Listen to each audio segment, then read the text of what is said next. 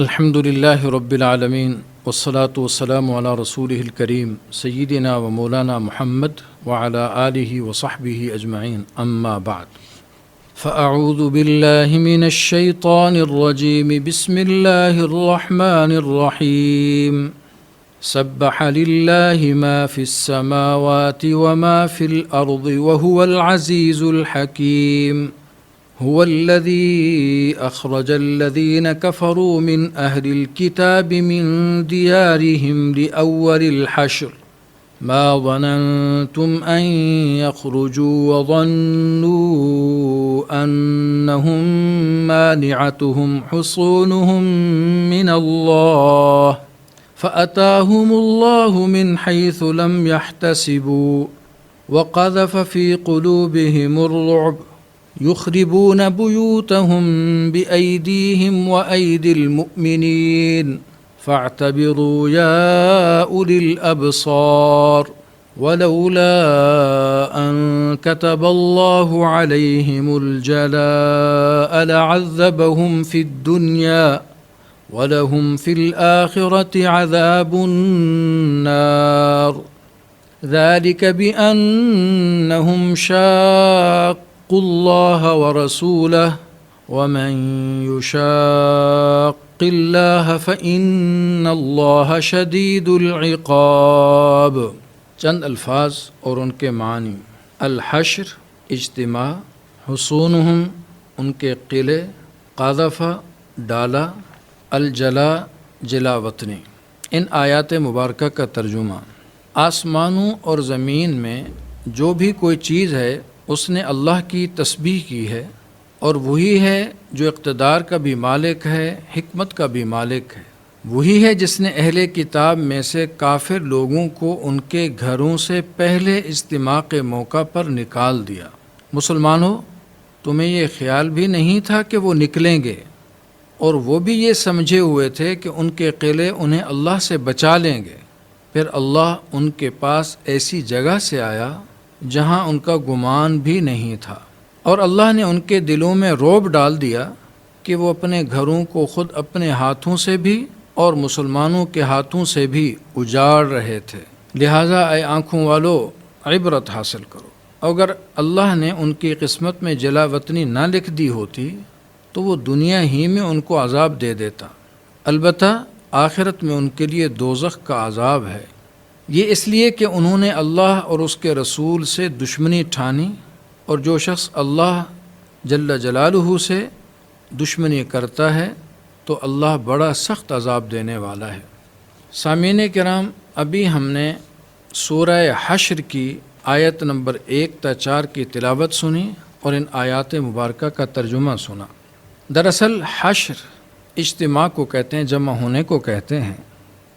اس کو سورۃ الحشر اس لیے بھی کہا جاتا ہے کہ اس کے اندر یہ لفظ استعمال ہوا ہے، لأول الحشر میں حشر آ رہا ہے۔ اور بعض صحابہ کرام سے یہ بھی منقول ہے کہ وہ اس سورت کو سورۃ بنی نذیر کہتے تھے۔ دراصل جب رسول اللہ صلی اللہ علیہ وسلم مدینہ طیبہ ہجرت کر کے تشریف لائے تو یہاں مختلف قسم کے قبائل آباد تھے۔ ان میں یہود کے بھی کچھ قبائل آباد تھے، جن میں ایک قبیلہ بنو نذیر بھی تھا۔ حضور اکرم صلی اللہ علیہ وسلم نے یہاں کے تمام قبائل کے ساتھ مختلف معاہدات فرمائے، اور پھر آپ صلی اللہ علیہ وسلم نے ان معاہدات کی بھرپور پابندی فرمائی۔ لیکن یہود کی طرف سے ان معاہدوں کی خلاف ورزی اور طے شدہ عہدوں کی عہد شکنی وہ سامنے آتی رہتی تھی۔ چنانچہ یہی قبیلہ بنو نذیر، ان کے ساتھ ایک معاہدہ صلح کا ہو چکا تھا، اور رسول اللہ صلی اللہ علیہ وسلم اور دیگر مسلمان اس کی پوری پابندی کر رہے تھے۔ اسی معاہدے کے ایام میں ایک معاملے کے سلسلے میں رسول اللہ صلی اللہ علیہ وسلم بنو نذیر کے ہاں تشریف لے گئے، اور وہاں جب تشریف فرما ہوئے تو انہوں نے بجائے اس کے کہ جس کام کے لیے رسول اللہ صلی اللہ علیہ وسلم تشریف لائے تھے اس معاملے پر بات چیت کرتے، انہوں نے وہاں یہ سازش کی کہ حضور اکرم صلی اللہ علیہ وسلم کو ایک جگہ بٹھلا دیا اور بتایا کہ جس کام کے لیے آپ تشریف لائے ہیں ہم اس کام کے سلسلے میں انتظام کرتے ہیں، لیکن خفیہ یہ مشورہ کیا کہ جس دیوار کے نیچے رسول اللہ صلی اللہ علیہ وسلم تشریف فرما ہیں کوئی شخص اوپر چڑھ کر کوئی بڑا بھاری پتھر آپ صلی اللہ علیہ وسلم کے اوپر چھوڑ دے اور اس طرح علیاذ باللہ حضور اکرم صلی اللہ علیہ وسلم کو شہید کر دے، لیکن اللہ تعالیٰ جل شانہ نے بذریعہ وحی آپ کو ان کی اس سازش کی خبر دے دی، چنانچہ آپ وہاں سے تشریف لے گئے اور پھر ان سے بات ہوئی کہ تم نے عہد شکنی کی اور صلح توڑ دی ہے، اس لیے اب تمہیں 10 روز کی مہلت دی جاتی ہے، اس میں تم جہاں چاہو چلے جاؤ۔ اس موقع پر منافقین کے سردار عبداللہ بن ابی نے انہیں روکا اور کہا کہ کہیں نہیں جاؤ، میرے پاس 2000 کا لشکر ہے، میں تم پر آنچ نہیں آنے دوں گا۔ مختصراً یہ کہ یہ لوگ قلعہ بند ہو گئے اور منافقین بھی منہ چھپا کر بیٹھ گئے۔ آپ صلی اللہ علیہ وسلم نے ان کا محاصرہ کیا اور پھر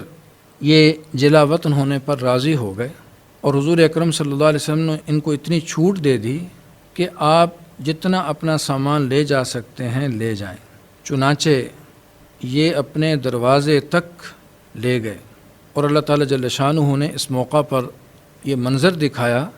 کہ وہ لوگ جو اپنے آپ کو قلعوں کے اندر بہت مضبوط سمجھتے تھے، دفاعی طاقت سمجھتے تھے، لیکن جب اللہ تعالیٰ جل شانہ نے اپنے پیغمبر صلی اللہ علیہ وسلم کو ان کے محاصرے کے لیے بھیجا